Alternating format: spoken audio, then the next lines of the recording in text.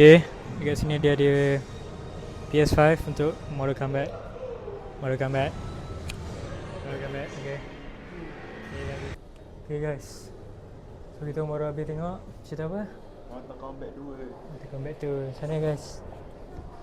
best gak sebab apa 1v1 ya apa movie adaptasi dari game lah.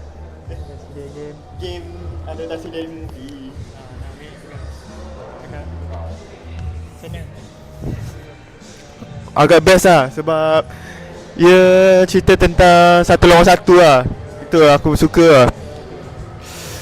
Pas Tak ganas ni sana.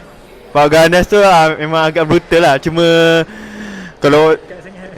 ya? Janganlah dekat sangat mic ni. Oh sorry. Dia agak saya nak cakap brutal dia lain macam sampai tak boleh tengok part tu lah. Sampai tak boleh hadap lah nak tengok scene yang ganas dia. Overall saya bagi 8/10 lah dalam cerita ni. Apa pendapat kamu? Okay guys. Lah. So saya bagi rating 85.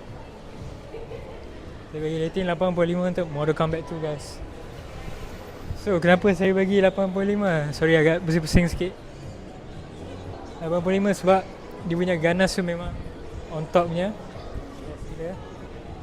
So memang banyak major karakter dari Mortal Kombat 2 ni mati. Itu je spoiler dia. So we got IMAX shit here. That's me guys. Kalau tengok IMAX with one ticket, at least one ticket, akan dapat di IMAX poster. Okay. So that's all for today's video. So see you guys in the next one.